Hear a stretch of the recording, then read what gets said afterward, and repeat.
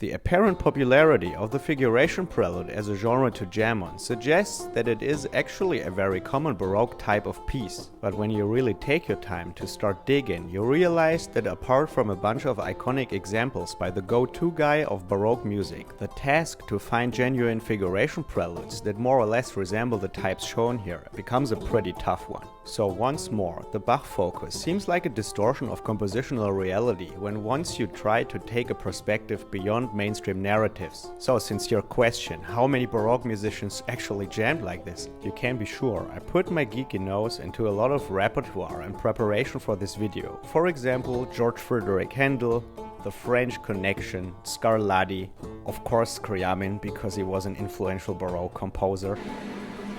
What, you guys didn't know that? And of course, browsed IMSLP for compilations like this one. Putting the very rare exceptions like that little Kuno here aside, it seems close to impossible to find pieces that actually fall into that category. The conclusion is, obviously sometimes singular composers define a unique genre, and that's okay. Now let's take care of another truism. The general concept of such a piece may occur pretty doable at first sight. You take a given figurative pattern, preferably broken chords, and apply it to a certain chord progression. It seems like people consider a figuration prelude as a beginner's task because usually academic training in music theory class primarily focuses on harmony, and thus a genre that kinda by nature seems primarily to be built on chords apparently should be the foot in the door for a greenhorn improviser without the necessity to entangle the student too much in counterpoint.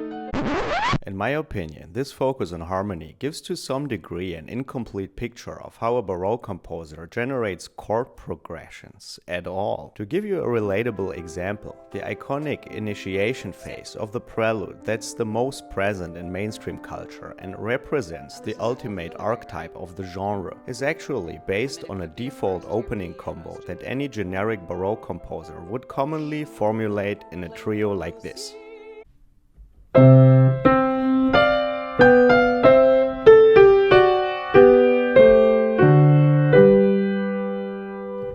What I'm trying to show is that these chords refer to a very common generic contrapuntal nucleus that Bach stretched out to 11 bars by freezing each of the contrapuntal events into a single chord, respectively adjusting this framework on the bottom to an intact setting of 5 accurate voices that's determined by the initial pattern. In other words, most Baroque chord progressions have a specific schematic contrapuntal background, so if you see a thumbnail like this, be sure it's a scam and immediately proceed to report channel.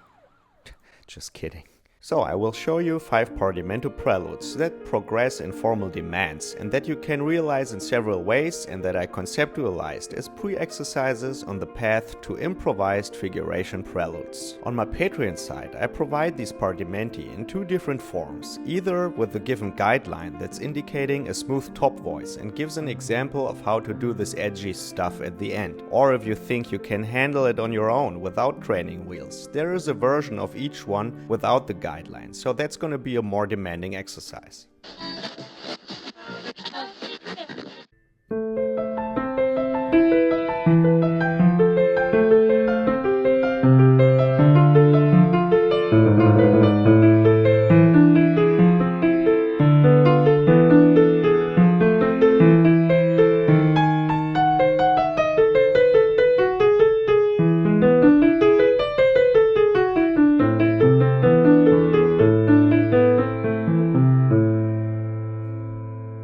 The smallest type of prelude doesn't modulate and consists of just one complete musical sentence. This one is drawn from the Romanesca and finishes with a Corellian double cadence, but that's evaded to stage at least a little event near the end. There is a certain evidence in that because the combination of Romanesca and cadence allows me to climb through the whole scale. You can see that I applied the standard suspension chain that takes place in the top voice, but could as well be put to the alto, so there would be 2 equally good ways to realize this section, and probably another one if you do it clever. You may have noticed that I dropped out of the pattern at the end. This is the moment that I used to call breaking the texture, and to me that seems a crucial event to take place near the end and makes as well a little piece way more attractive. A good occasion for doing that is to apply a melodic line drawn from the diminished 7th chord on the sharp 4, which is a common predominant of the Baroque era And a thing that will be a reoccurring strategy in that video, that final gesture, is a broken dominant 7th chord with a descending line aiming at the tonic's 3rd, from which I can reinitiate another cadential formula, combined with that preceding single note line, still handy enough to be memorized via transposition.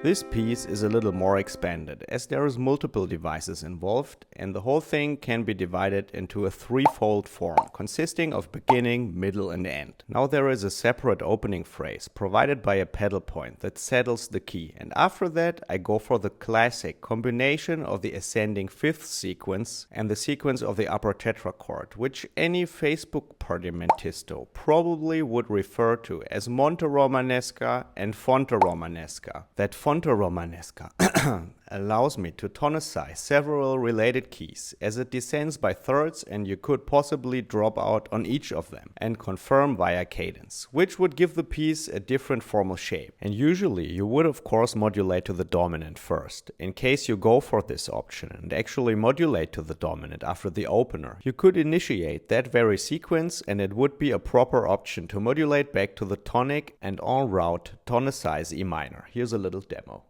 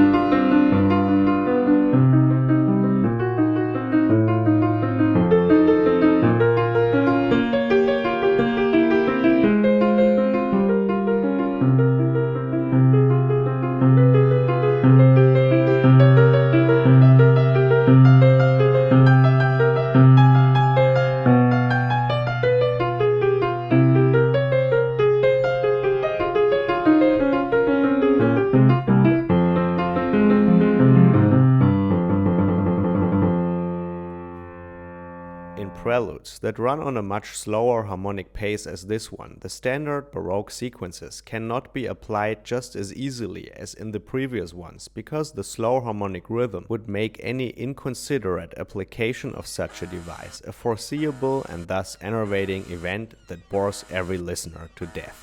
So what makes a good impression instead is dominant pedal points, because these create a lot of tension and space. There are several things that can be done on such a pedal point, but in this one I went mostly for 5-1 pendulums. So I just alternate between different chord voicings of dominant and tonic, but I give the melodic line on top a specific direction, descending in the C minor situation and ascending in F minor near the end. It makes already a good exercise to practice this procedure in different keys just as block chords chords without any figurative pattern. Don't hesitate to put the ninth into the dominance, because that gives the badass sound. You're goddamn right.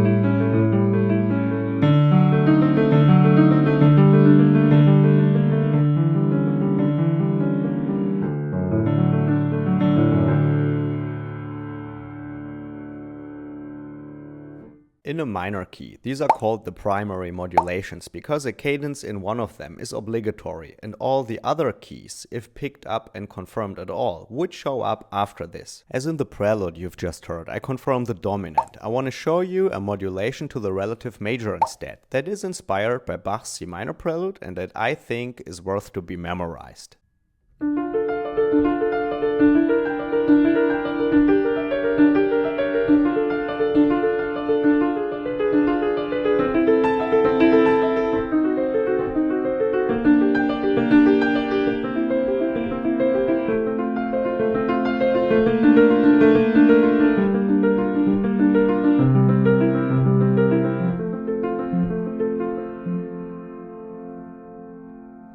You could look at that modulation definitely as a succession of secondary dominants, or as a chain of rule of the octave modules, but it seems necessary to know that there is actually a contrapuntal nucleus behind it that can be named as the sequence of the tied bass. I told you to be careful with the sequences in this kind of prelude. The reason why the one on the bottom is more listenable than a purely diatonic sequence on this pattern lies in the chromaticism, or in other words, the different dominant qualities of these chords, which make the section, although sequential, less predictable and more eventful.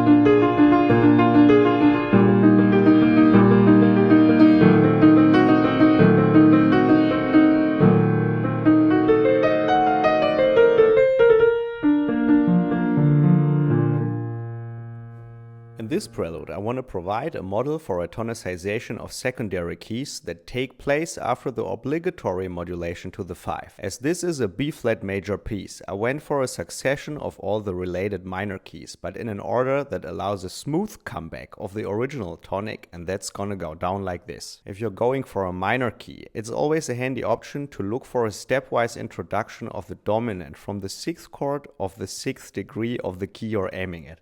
Well, that sounds complicated.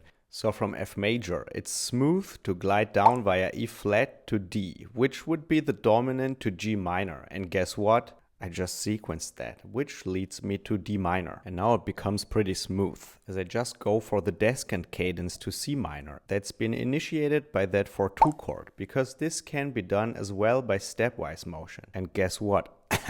I just sequenced that and I'm back home. And that sequence actually can be named. I would say it surely runs on the Fonte spectrum. Let's listen to this again and I'm out. Ciao, ciao. What an exhausting video, man.